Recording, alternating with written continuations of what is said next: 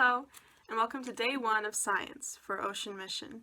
So today we're going to talk about the diversity of animals, because today's story is about creation, when God created all these awesome animals, and there is a lot of diversity among humans, among bugs, among all of God's creatures, and also plants. There's just so many differences, so many different habitats and places that things live. There are creatures living up in the Antarctic where it's really, really cold, and there's bacteria living on really hot volcanic vents too. So there's life all over this planet. Today we're going to focus on sea animals and the diversity in there, because if we looked at all the diversity, it would take a long time. There are still a lot of scientists working on that. So anyway, let's focus on sea animals. You'll find in your kits a card game that we put together for you. And there's lots of different creatures here for you to look at. So let's look at coral. So this might look like a plant to you, but it is actually an animal. It's actually a bunch of itty-bitty animals all together, living together. And so you see a picture of the animal on one side, and then on the back is the information about the animal. So the name, coral. Fun fact that the structure is several invertebrates together, and invertebrates is just a description of what kind of animal it is. So we're vertebrates. Invertebrates are like ants, where there are skeletons on their outside. Eats animals and plants, and also does photosynthesis. That's really cool. That's something that a lot of plants do too. Can breathe underwater. And they are anthozoa. So that's one card. Now this is the anthozoa you may have never heard before. I didn't hear it until I looked it up. So these are groups that scientists use to put similar animals together. They're Latin words, and the only way to correctly pronounce Latin, this is what my teacher taught me, is to pronounce it confidently. So no one knows how it's actually said. Latin's a dead language, no one speaks it fluently anymore.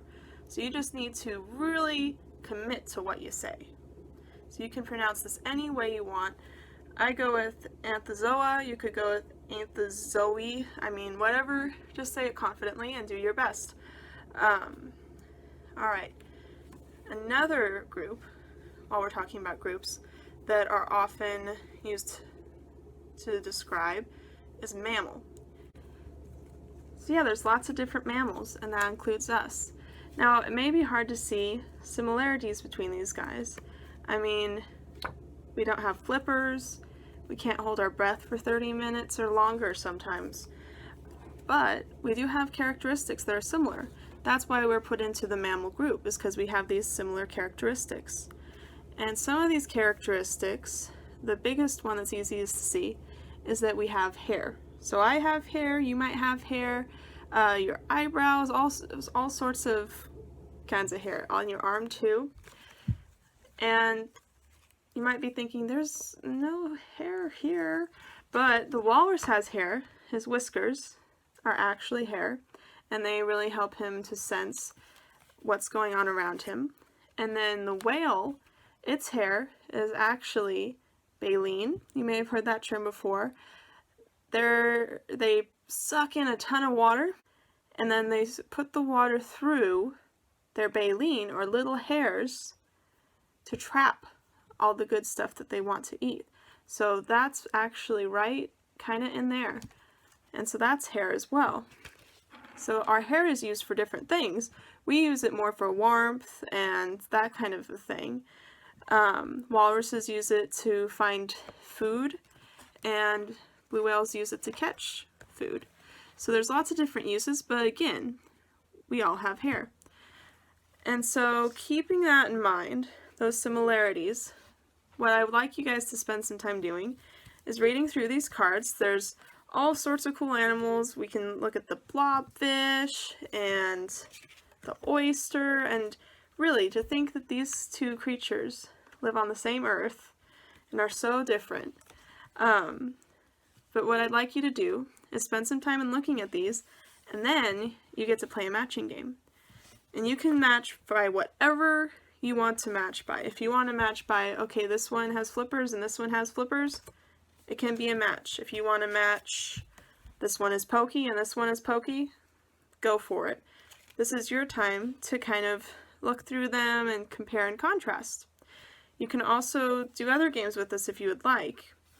Now, this is how scientists originally identified what groups animals were in, is by looking at them and just seeing, okay, these have flippers, so they're together, or these have tentacles, so maybe they're together. And so that's how scientists started. Now, though, you may have heard about DNA testing for humans. They do it to find out where they're from. They also have been doing DNA testing on animals, and they can see where they're from, who they've been related to in the past, what their ancestors looked like. And so it's really interesting because they're finding out a lot of the things that we see and differences we see doesn't mean that they're related. So like we could look at the shark and the dolphin and we'd think, oh yeah, they must be closely related. I mean, they're similar color, they both have flippers, and they're both underwater, but actually, they're not related. The dolphin is a mammal, like I said. They're related to us more closely than they're related to the shark, actually. The shark is, I'll show you the word, chondrichthyes is how I'm going to pronounce it. You can choose your own pronunciation. This card kind of got ripped while I was cutting it, but it still works. And that's one example. So the biggest difference between these two, sharks can swim to breathe. They have to be underwater to breathe, where dolphins can't breathe underwater. They have to go up to the surface and get air, and then dive back under the water. And so those are just a few of the examples of fish. Along with that, so your matching game, again, you can choose anything you want. To help you with your matches, I've also given you a wild card. And so in this wild card, you get to choose what your animal eats. Does it photosynthesize? Can it breathe underwater? Whatever you need to make it match. You can go and make a wild creation as much as you want. That's what the wild card's for. So just whatever you want to do with that. But yeah, go ahead. Enjoy seeing all the diversity of God's creation and have fun.